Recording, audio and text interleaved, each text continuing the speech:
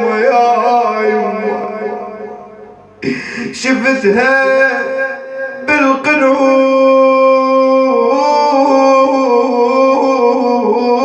بالقنوت جف مرفوع وجف ما يرتفع من كثر ما موجوع شبيها يا زينب قالت أظن نشتاق أم من العصر مخلوق أظن يا نواس يا موالي أظن اشتاق أم من العصر مخلوع مولاتك فاطمة في ذاك اليوم والله الصاحب